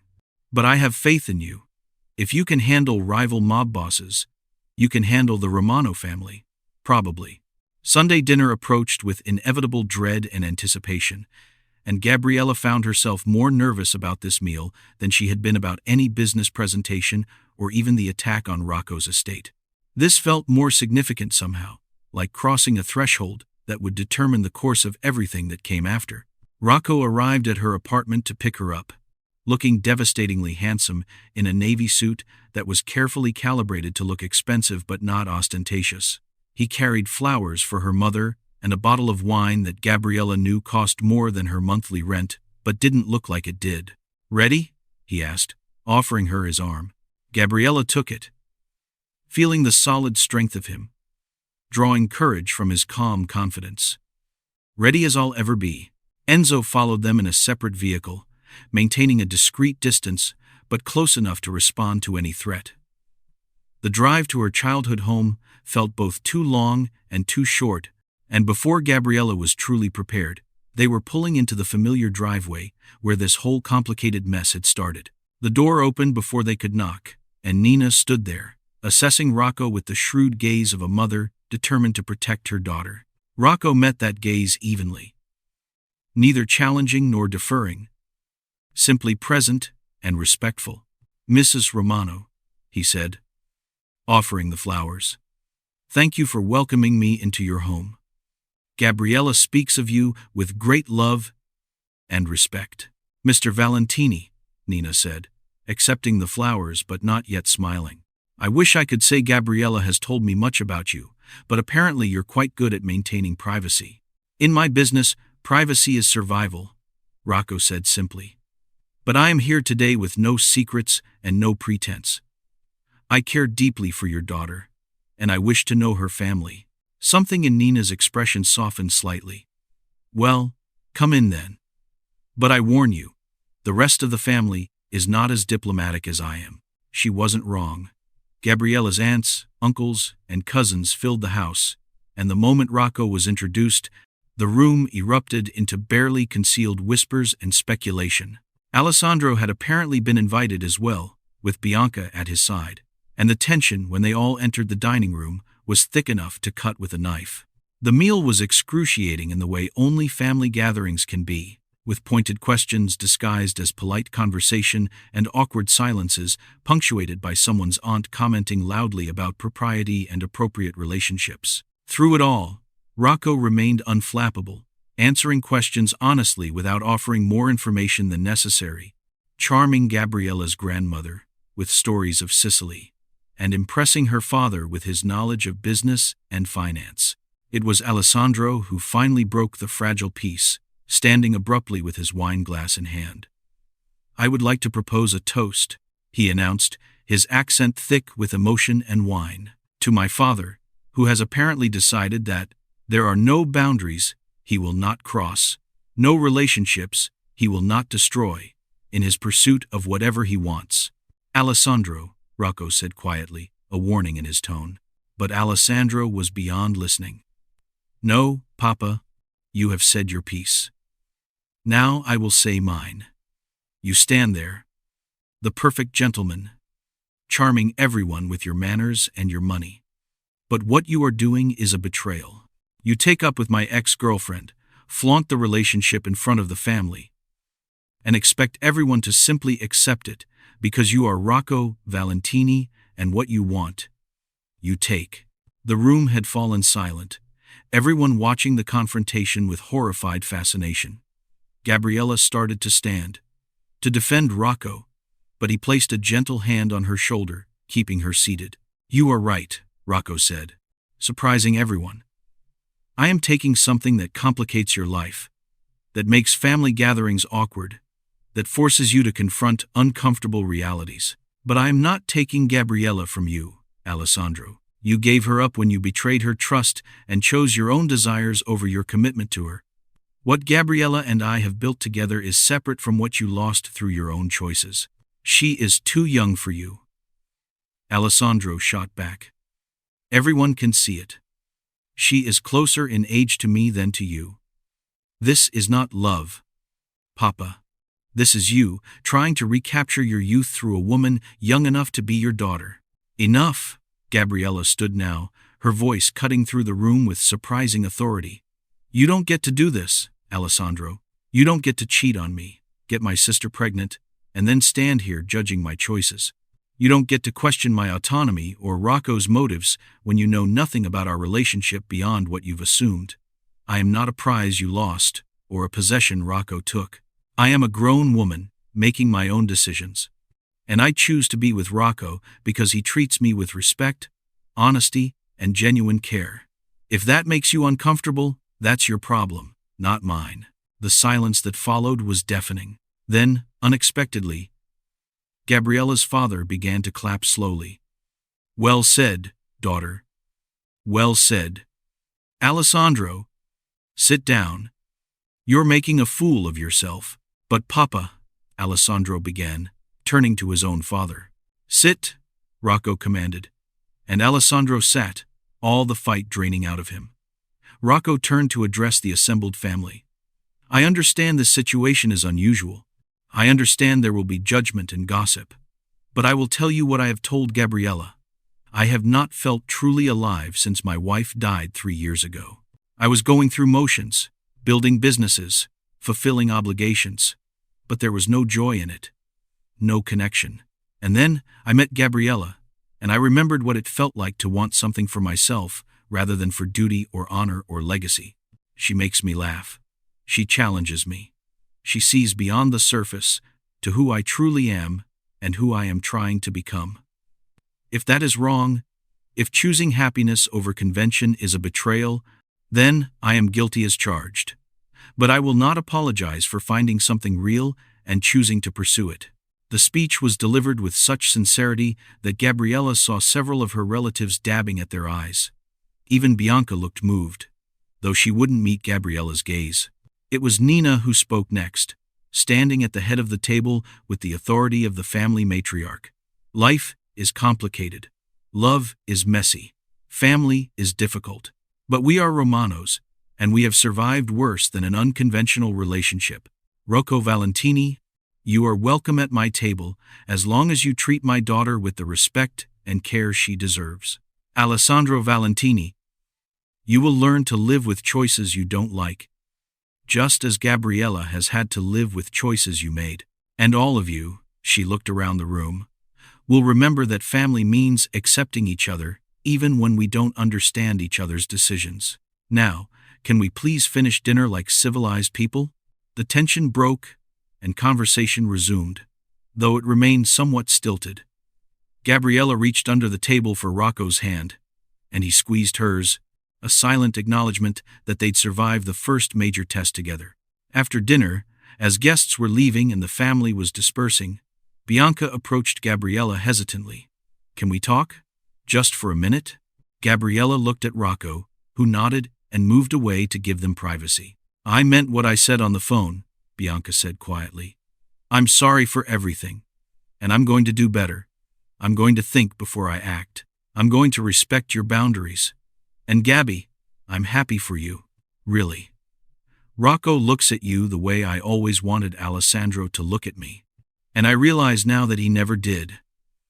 We're not right for each other. We're just two people who made a mistake that's now turning into a baby we're both trying to do right by. But you and Rocco, there's something real there. I can see it. Gabriella felt tears prick her eyes. It wasn't forgiveness, not yet, but it was a start. Thank you for saying that. And Bianca, I hope you find what you're looking for. I hope the baby brings you joy. I hope eventually we can find our way back to being sisters. Me too, Bianca whispered, and impulsively hugged Gabriella. After a moment's hesitation, Gabriella hugged her back. When Rocco and Gabriella left that evening, Enzo, following at his usual discreet distance, Gabriella felt lighter than she had in months. The confrontation was over. The secrets were out. The family knew, and while not everyone approved, they would learn to live with it. You were amazing tonight, she told Rocco as they drove through the darkening streets. I simply told the truth, he said, lifting her hand to kiss it. That I have found something precious and I will fight to keep it. Even if fighting means facing my family's judgment and your son's anger, especially then, Rocco confirmed.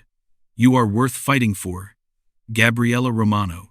They were still smiling about it, still basking in the relief of having survived the dinner when Rocco's phone rang. He frowned at the screen, then answered it, his expression darkening as he listened to whoever was on the other end.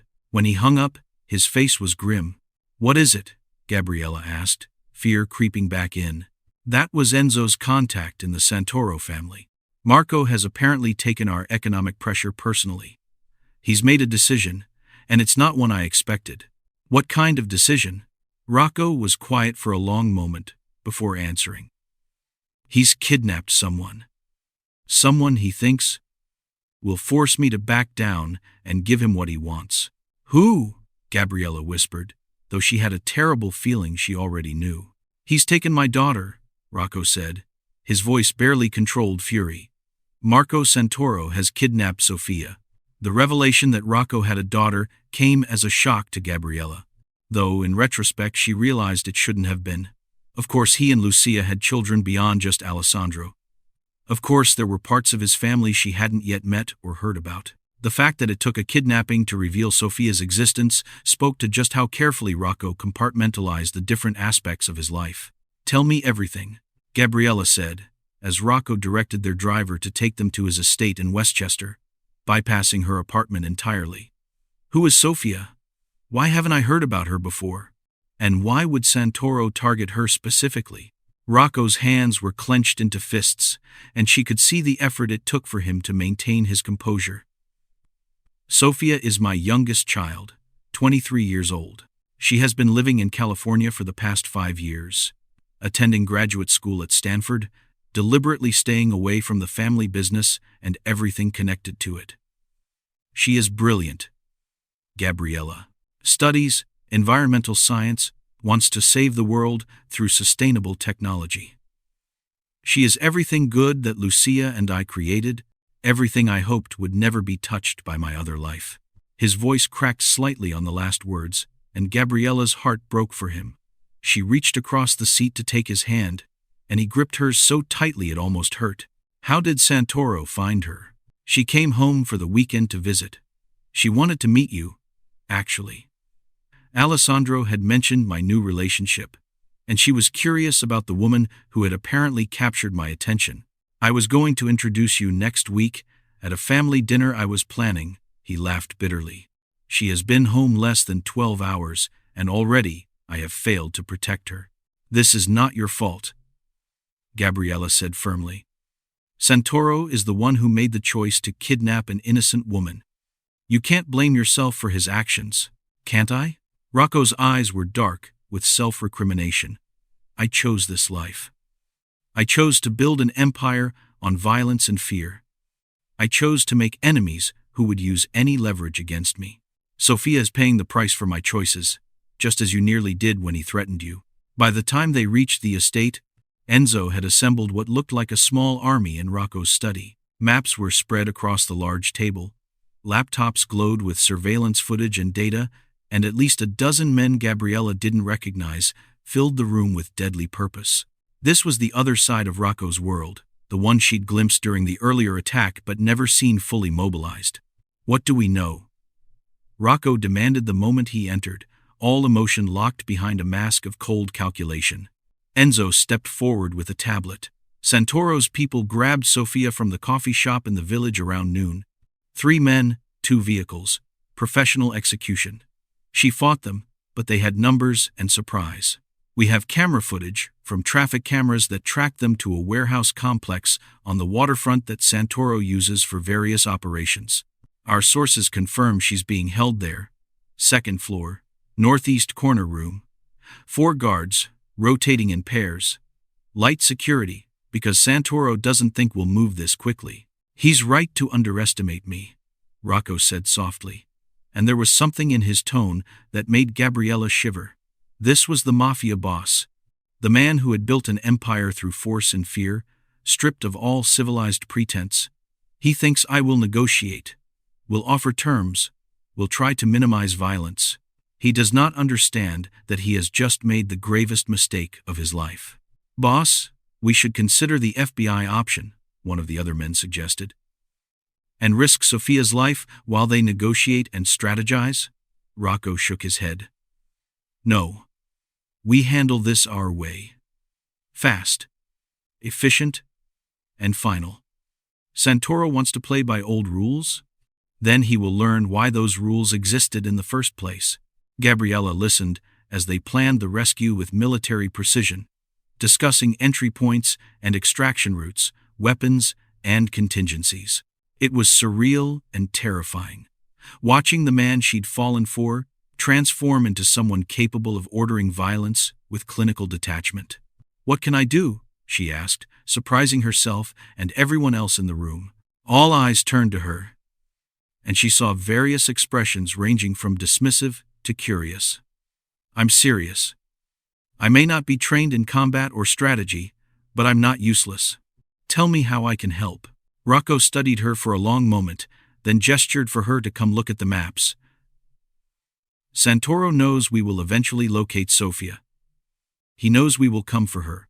What he does not know is how much we know about his operation. Here and here. He pointed to 2 locations on the map, are secondary facilities he uses. If we hit all 3 simultaneously, he will not know which is the real threat until it is too late to respond effectively. You need distractions, Gabriella said, understanding dawning. You need Santoro's attention divided. Exactly. But I cannot spare the manpower for a full assault on all 3 locations. Rocco looked at her intently. However, if we had someone who could trigger a security response at these other sites, make it look like we are attacking from multiple angles, it would pull guards away from Sophia's location. How would I trigger a security response? Ex.So spoke up, handing her what looked like a small remote control. These are signal jammers tied to specific frequency disruptors. If you can get within 50 feet of the buildings and activate them, it will cause their internal security systems to report breaches and trigger alarms. Their protocols will require them to send teams to investigate. It's not dangerous, just technical. I'll do it, Gabriella said without hesitation. Absolutely not, Rocco said immediately. I will not put you in danger. You won't be putting me in danger. I'll be in a car with Ex.So or one of your other people, just driving close enough to activate the devices. Rocco, you said Sophia wanted to meet me. Let me help save her. Let me be part of this family in a way that matters. Rocco looked torn, clearly wanting to protect Gabriella, but also recognizing the logic of her argument. Finally, he nodded reluctantly. Ex.So goes with you. And at the first sign of actual danger, you abort the mission and get to safety. Understood?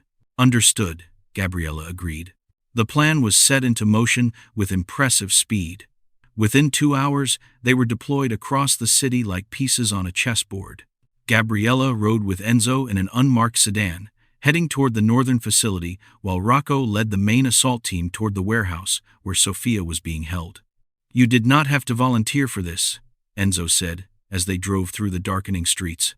Boss would not have thought less of you for staying safe at the estate. I know, Gabriella replied, checking the jammer device nervously. But this is important. Sophia is important to Rocco, which makes her important to me, and I need to prove, maybe to myself more than anyone, that I'm not just some civilian who wandered into this world unprepared. I'm choosing to be here. I'm choosing to be part of this. Enzo nodded approvingly. Boss chose well with you. You have spine. They approached the first facility, a nondescript industrial building that looked abandoned, but clearly wasn't based on the security cameras and reinforced doors Gabriella could spot even from the street. Enzo drove past once to assess the situation, then circled back, timing his approach to coincide with the exact moment Rocco's team would be breaching Sophia's location. Now, Enzo said, and Gabriella activated the jammer. The effect was immediate and dramatic. Alarms began blaring from inside the building. Lights flickered on, and within seconds, armed men were pouring out of doors Gabriella hadn't even noticed, running toward their vehicles or taking up defensive positions. It worked, she breathed, watching the chaos they'd created. Of course it worked, Enzo said calmly, already driving away toward their second target. Boss does not plan operations that fail.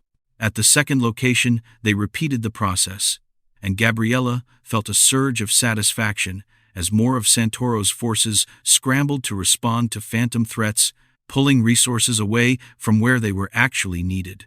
It was while they were en route to regroup, at a predetermined safe point, that Enzo's radio crackled to life, with voices speaking rapid Italian. Gabriella caught only fragments, but she heard Sophia's name and what sounded like complications. "What's happening?" she demanded. "Is she safe? Did they get her out?" Enzo listened intently, his expression growing darker. "There is a situation. Someone betrayed the operation to Santoro. He moved Sophia to a different location 30 minutes ago. The warehouse was a trap." Gabriella's blood ran cold. "Is Rocco okay? Was anyone hurt?" "Boss is fine. Angry, but fine. They are regrouping and trying to locate Sophia's new position."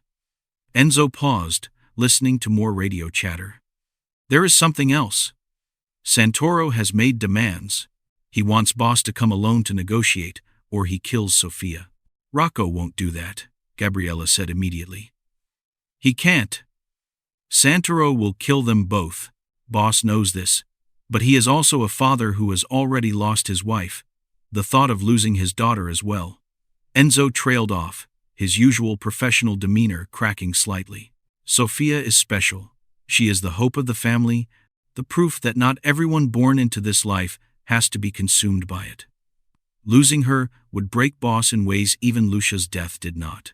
They arrived at the safe point, an underground parking garage where several of Rocco's vehicles had converged. Gabriella jumped out before Enzo had fully stopped, running toward Rocco, who stood by one of the SUVs with his phone pressed to his ear and murder in his eyes.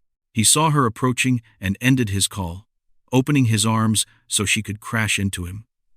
For a moment, he just held her, and she could feel the tremor in his hands, the barely controlled fury and fear radiating from him. "We'll find her," Gabriella said fiercely. "We'll get her back. Santoro wants me to trade myself for her," Rocco said quietly. "He wants me to come alone to a location he will provide. No weapons, no backup, no negotiation. He promises to release Sophia unharmed in exchange. You can't trust him. I know. But I also cannot risk Sophia's life by refusing. There has to be another way," Gabriella insisted. "Let me think. Santoro wants you because you're the source of his problems. But what if we could give him something else he wants more? What if we could make a deal that actually benefits him, without requiring your death?" Rocco pulled back to look at her. "What are you thinking? You said you've been transitioning to legitimate businesses. That means you have territories, operations, connections that other families want. What if you offered Santoro something valuable enough that releasing Sophia becomes the smart business decision rather than just the moral one?" "I will not reward him for kidnapping my daughter," Rocco said, his voice hard. "You wouldn't be rewarding him. You'd be outmaneuvering him." Give him something that looks valuable, but actually positions you better in the long run. Isn't that how this world works? Strategy over emotion? Before Rocco could respond, his phone rang again. He answered it, and Gabriella watched his expression shift from angry to shocked to something she couldn't quite identify. "I see," he said carefully. "And you are certain of this?" "Yes, I will meet you there. 30 minutes. He ended the call and looked at Gabriella with an expression that mixed disbelief with hope. That was Sophia. She's alive? She's okay? She is alive, unhurt, and apparently free. She is at Street Vincent's hospital, with another woman who helped her escape. Rocco's voice was carefully controlled, as if he was afraid to believe what he was saying. "We need to go. Now." The drive to the hospital was tense and silent, Rocco white-knuckling his phone as if physical grip could somehow protect his daughter from further harm. When they arrived, they were directed to a private waiting room where Sophia sat, wrapped in a blanket, giving a statement to 2 police officers. Gabriella's first thought was that Sophia looked nothing like Alessandro, but everything like Rocco must have looked at her age. She had the same dark hair, the same intense eyes, the same quality of focused intelligence that radiated from her father. She was speaking calmly to the officers, despite the blanket and the bandage on her forehead, describing her kidnapping and escape with impressive precision. The moment she saw Rocco, though, her composure cracked. She stood and ran to her father, and he caught her in an embrace that made Gabriella's eyes sting with tears. This was the Rocco she loved, stripped of all the masks and roles. Just a father, holding his daughter and thanking whatever higher power had brought her back safely. "Papa? I'm okay," Sophia was saying, her voice muffled against his shoulder. "I'm okay. They didn't hurt me, and I got away." "How?" Rocco pulled back just enough to study her face, checking for injuries, reassuring himself she was truly there and truly safe. "How did you escape? Enzo said you had been moved, that Santoro had set a trap." "I had help," Sophia said, and for the first time, she looked past her father to Gabriella. "You must be Gabriella, Alessandro's ex, and my father's new girlfriend, according to the family gossip network." "Guilty as charged," Gabriella said, liking this young woman immediately. "I'm sorry we're meeting under these circumstances." "Better circumstances than not meeting at all," Sophia said pragmatically. Then she turned back to her father. "Papa, there's someone I need you to meet. She's the one who helped me escape, and her situation is complicated." She led them to another room down the hall where a young woman sat on a hospital bed, being examined by a doctor. She was striking, with dark hair and olive skin, probably in her early 20s, and she looked up when they entered, with eyes that were both defiant and terrified. "This is Isabella Santoro," Sophia said, and Gabriella felt Rocco stiffen beside her. "Marco's daughter." The silence that followed was heavy with implication and danger.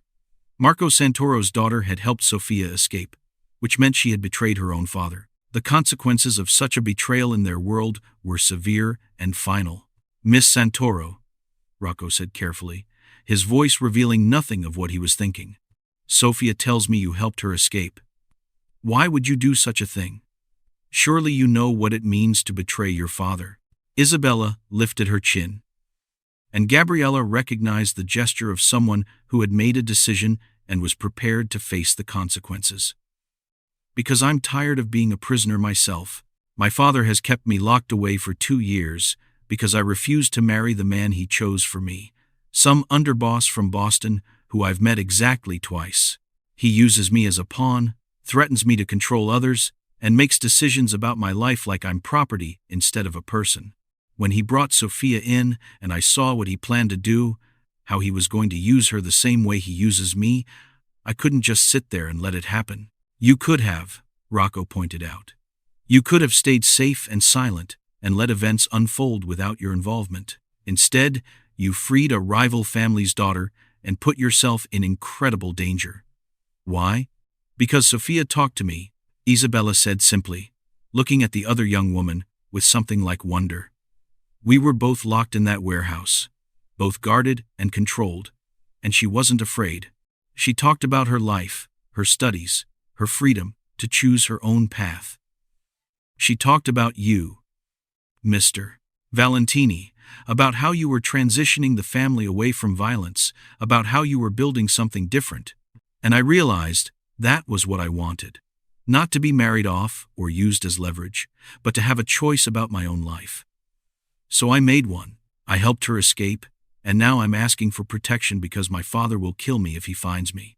Rocco studied her for a long moment, and Gabriella could practically see him calculating risks and benefits, assessing whether this woman was genuine or another trap. Finally, he spoke. If I offer you protection, it will require certain things from you. Information about your father's operations. Testimony that could be used against him legally. A willingness to completely sever ties with the Santoro family. These are not small asks, Miss Santoro. This is not a decision to make lightly. I've already made it, Isabella said firmly. And please, call me Isabella. I don't want to be connected to that name anymore. Then we will protect you, Rocco decided. Enzo, arrange a safe house. I want Isabella under guard at all times until we resolve the situation with her father. He turned to Sophia. And you are coming home with me, where you will stay until I am certain no further threats exist. Papa, I'm not a child, Sophia protested. I have a life in California, classes and research, and which will still be there in a few weeks, Rocco interrupted. Please, Sophia, allow me this. Allow me to keep you safe while I handle this situation. It is not a request. Sophia sighed, but nodded, recognizing the fear beneath her father's authoritative tone. She looked at Gabriella with an expression of shared understanding, two women who loved this complicated man and understood the protective instincts that drove him. Over the next few hours, Rocco orchestrated a complex series of moves with the precision of a chess grandmaster. Isabella was moved to a secure location and debriefed by several of Rocco's most trusted associates. The information she provided about Santoro's operations was detailed and damaging, revealing weaknesses and illegal activities that could be leveraged both legally and strategically. Meanwhile, word of Isabella's defection spread through the underworld with the speed of wildfire. Marco Santoro's response was exactly what Rocco had predicted: fury, threats, and demands for Isabella's return. But Rocco had the upper hand now, and he knew it. It was Alessandro who brokered the unexpected peace. He appeared at the estate late that night, finding his father in the study with Gabriella, Sophia, and several advisors. He looked haggard and worried, and Gabriella realized with surprise that his concern appeared genuine. "Papa, we need to talk," Alessandro said, nodding respectfully to everyone in the room. "About the Santoro situation." "What about it?" Rocco asked. Not unkindly, but not warmly either. The events of the day had strained even his considerable patience. "I have been speaking with people in Santoro's organization who are not happy with how he handled this situation. Kidnapping Sophia was supposed to be a strategic move, but it was emotional and impulsive. He acted out of frustration rather than calculation. His own lieutenants are questioning his judgment." "This is useful information," Rocco acknowledged. "But what is your point, Alessandro?" "My point is that Santoro is vulnerable right now. His daughter has defected, his organization is fracturing, and he's made enemies through his recent choices. This is the time to end this, Papa. Not through violence, but through strategy. Offer him a way out that saves face, and gives him something while actually costing you nothing you weren't already prepared to sacrifice." Rocco studied his son with something like approval. "You have been thinking about this." "I have," Alessandro admitted. "And I have a proposal. Santoro wants territory. Give him the operations on the waterfront that you were already planning to sell off as part of your transition to legitimate business. Frame it as a negotiated peace, a recognition of his strength, rather than you abandoning those interests.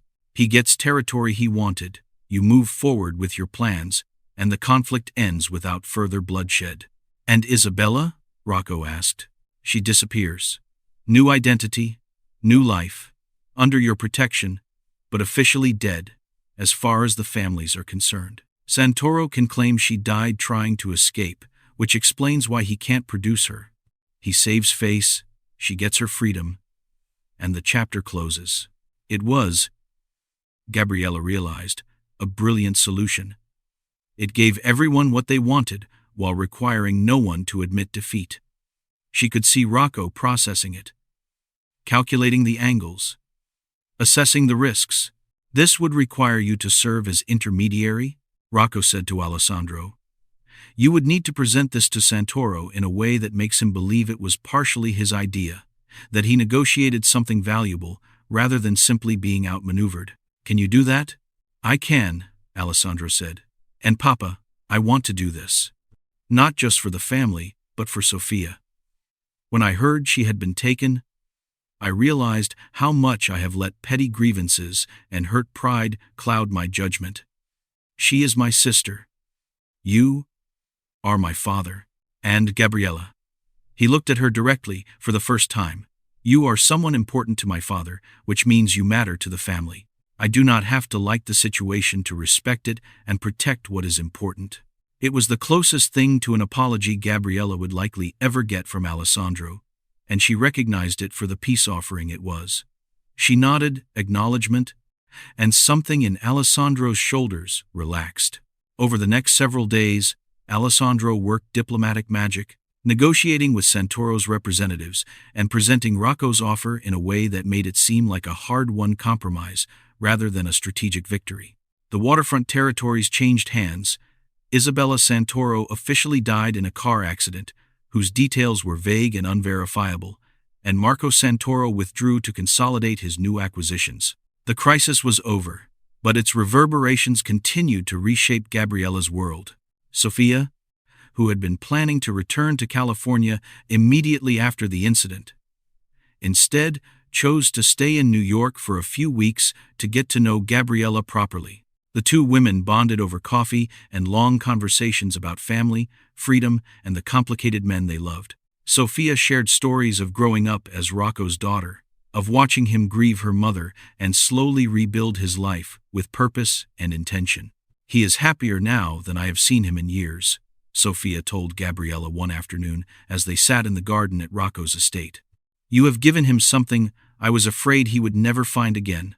Hope, purpose, beyond obligation. The kind of joy that comes from choosing something for himself rather than for duty or honor. He's given me something too," Gabriella admitted. "Confidence. Security. The knowledge that not every man will betray me or take me for granted. He sees me, really sees me, in a way I never felt with Alessandro. My brother is a good man, but he is young and selfish in the way young men often are," Sophia said diplomatically. "He acts on impulse and justifies it later. Papa, for all his flaws and complicated history, acts with intention. When he makes a choice, it is because he has weighed all the consequences and decided what matters most. That is why you can trust him in ways you could never trust, Alessandro." The relationship between Gabriella and her own sister evolved more slowly, but no less significantly. Bianca had been horrified by the kidnapping and had reached out immediately with genuine concern and fear for Gabriella's safety. The experience of almost losing each other, even indirectly, had provided unexpected perspective. "I've been so wrapped up in my own drama," Bianca confessed during one of their carefully calibrated coffee meetings. "The pregnancy, the wedding planning, feeling defensive about the choices I made. But when I heard you were involved in trying to rescue Sophia, when I realized you could have been hurt or killed, all the petty arguments seemed so stupid. You're my sister. That has to mean more than who dated whom or who made what mistakes." "It does mean more," Gabriella agreed. "But it also doesn't erase the hurt or instantly rebuild trust. We're going to have to work on this, Bianca. Slowly, intentionally. No more grand gestures or dramatic pronouncements. Just consistent effort to be honest with each other." "I can do that," Bianca said. "And Gabby, I'm going to break up with Alessandro. The announcement surprised Gabriella, though it probably shouldn't have. Why? Because I finally realized what I was trying to tell myself from the beginning. I was never in love with him. I was in love with the idea of being chosen over you, of winning something you had. It was messed up and competitive, and had nothing to do with actually wanting a life with him. The baby complicates things, but we can co-parent without being together. He deserves someone who wants him for himself, not as a prize or a rebellion. That's very mature of you, Gabriella said, and meant it.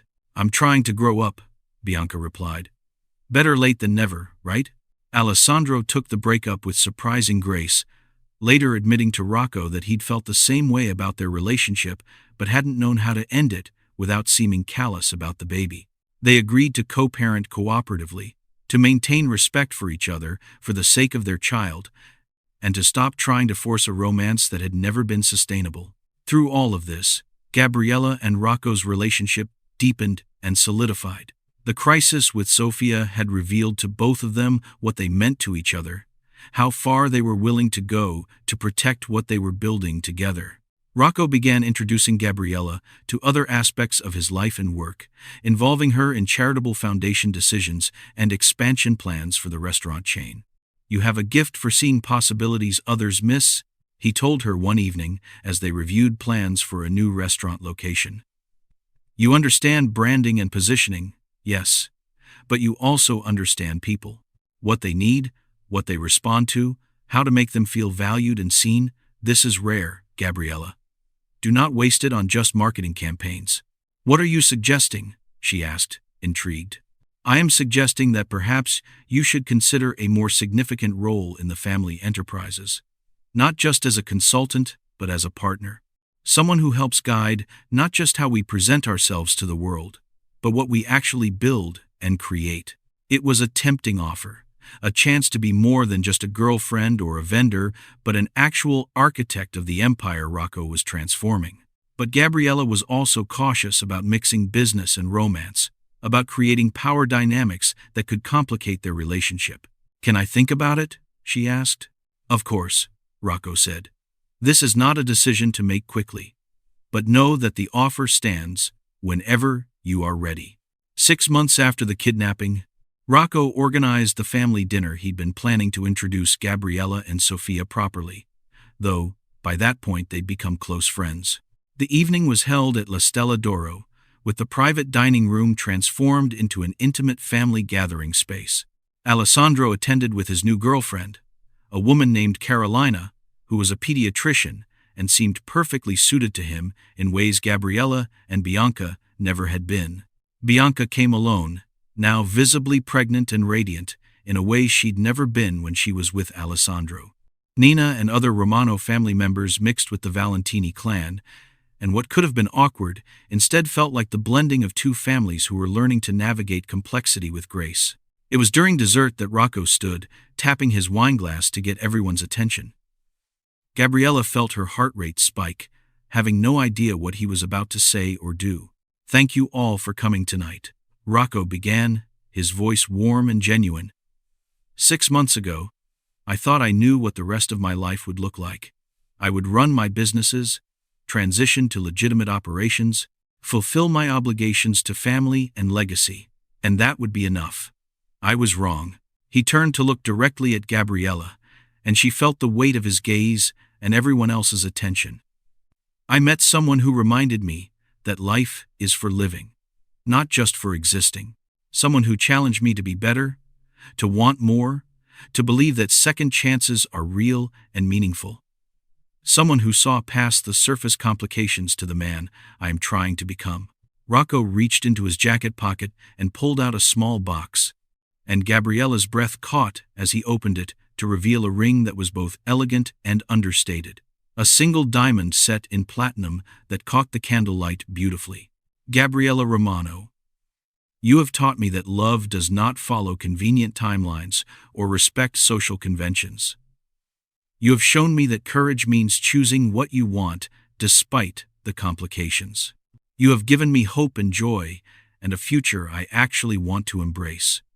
will you do me the extraordinary honor of becoming my wife?" The room was utterly silent, everyone waiting for her response. Gabriella looked at the ring, at Rocco's hopeful expression, at the assembled family who represented both the life she'd had and the life she was choosing. She thought about everything they'd been through, all the obstacles they'd overcome, all the judgments they'd weathered, and she thought about how he made her feel seen, valued, protected, and challenged in all the best ways. How he'd been honest with her, even when honesty was difficult. How he'd respected her choices and her agency, even when he wanted to protect her from danger. How he loved her not despite her strength but because of it. "Yes," she said, her voice clear and certain. "Yes, I'll marry you." The room erupted in applause and cheers as Rocco slipped the ring onto her finger and kissed her with a tenderness that made several people in the audience tear up. Sophia was crying openly and smiling. Alessandro looked genuinely happy for his father, and Bianca was hugging Nina while wiping at her own eyes. Later that evening, after most of the guests had left, and it was just Gabriella, Rocco, Sophia, and Isabella, who had officially been adopted into the family and was working on environmental projects with Sophia, they sat in the quiet of the restaurant sharing one last bottle of wine. "I have something for you," Rocco said to Gabriella, pulling an envelope from his jacket. "I wanted to wait until after the proposal to share this." Gabriella opened the envelope and found a letter, written in elegant script on fine paper. As she read it, tears began to stream down her face.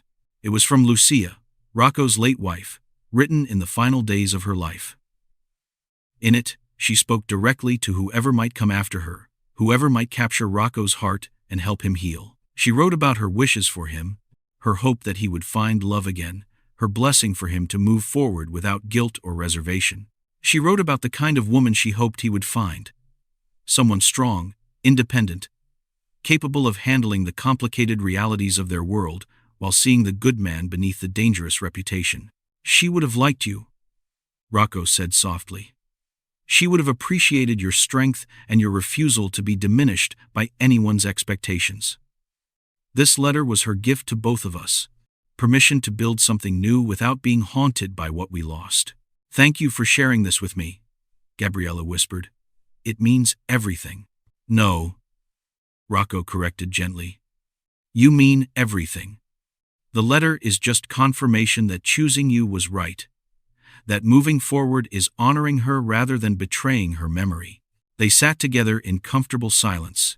These four people who had found family in unexpected places and built something real from the chaos of complicated circumstances.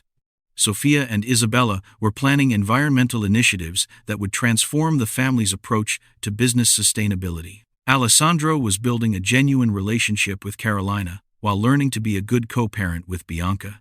Gabriella and Rocco were creating a partnership that blended love and business, emotion and strategy, past and future. "What happens now?" Sophia asked. "Always the pragmatist. Besides wedding planning and expanding the restaurant empire, now," Rocco said, raising his glass, "we live, we build. We make choices based on what we want rather than what we fear.